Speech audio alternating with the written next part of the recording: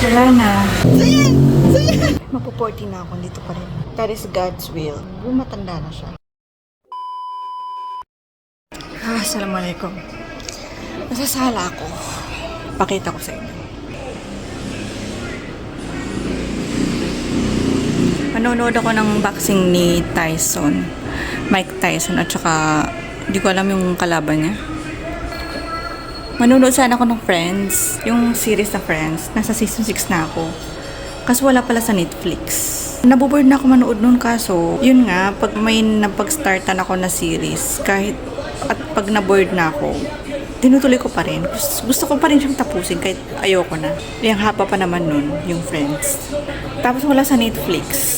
Kaya nakita ko yung kay Alden at saka Catherine, yung bago, yung Hello Love Again, yun ba yun? Kaso hindi ko feel manood ng movies, lalo na pag Tagalog. Hindi talaga ako fan ng movies. Hindi ko alam, basta. Kakakain ko lang.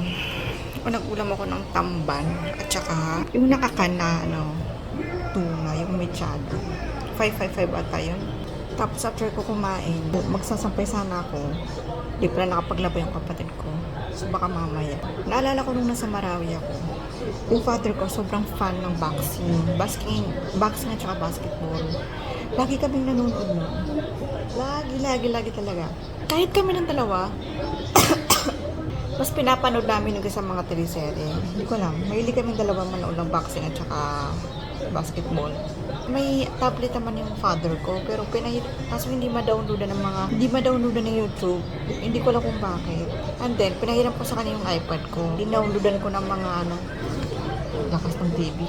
Ay, nawala. Ayun. Dinownloadan ko ng lahat na boxing ni Pacquiao sa YouTube. Lahat ang dami. Hindi lang si Pacquiao. Lahat ng boxing na nakikita ko doon, na may Pilipino yung boxer. Kunwari si Nonito Donaire, mga ganun. Araw-araw niya pinapanood. Nagkatambay siya sa namin, sa tindahan namin, tapos doon lang siya nanonood. Tapos, nung pumunta ako dito, nasa kanya pa rin yung iPad ko. May enroll lang sa ako na seminar. Kailangan ko ng iPad kasi hindi ako makapanood dito sa phone kasi mabilis ako malubat. So, sinabi ko sa kanya na hiramin ko muna yung iPad. So, pinadala nila through JNT yung iPad. Kaya andito siya ngayon. Kaya, feeling ko, sad na siya ngayon kasi wala siyang masyadong napapanood na boxing. Panonoorin ko ito habang nag-i-edit. Matagal to 4 hours. Siguro skip ko tong itong pambunga nila. Pupunta na ako kay Tyson.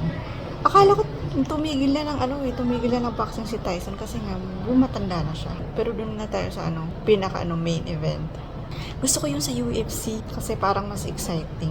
Tinamad na ako guys, di na ako pumunta ng civil service. So, pero nasabi ko naman na sa mother ko, sinabi ko na sabi na ikaw bahala ka kung ayaw mo pero kung baka bukas mag-picture ako. Tingnan ako kung pwede pa. Kung hindi, that is God's will. Kahit tinatamad ako. Ang gara ng niya pink. Yung gloves niya at saka shorts niya. Ito na dumating na. Jake Paul pala yung pangalan niya. Dumating na siya with his girlfriend na skater daw. Kamukha niya si McGregor, yung sa UFC. Oo, ayan si Mike Tyson, Ilan taon na siya? Siya daw yung youngest heavyweight champion in history. 20 years old. Imagine that, 20 years old ka na, may na-achieve ka na. Mapo-40 na ako, dito pa rin. Nag-uulam pa rin ng chichirya.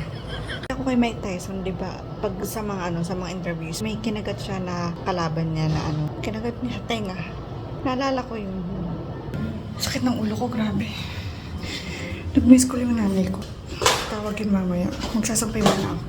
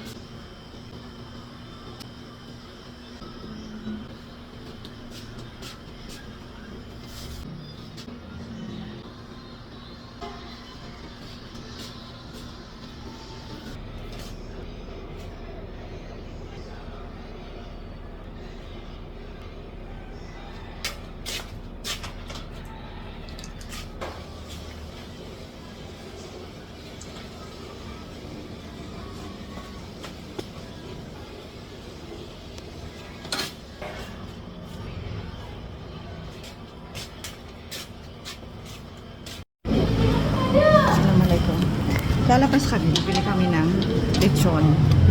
Kasama sila. Pasayan-sayan!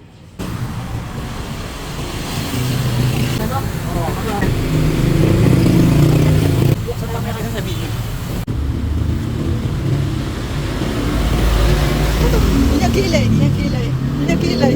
Sayan! Sayan! Eh?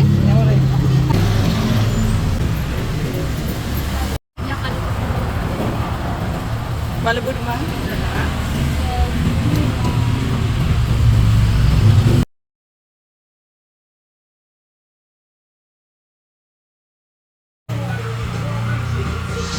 Ay, grabe. Mike Tyson is back in the ring. Last round. Wala na, talo na siya. Ang ganda ng play kasi si Jake Paul, nung hindi pa natatapos yung bell, nagbow siya kay Mike Tyson. Grabe yung scoring! Konti na lang!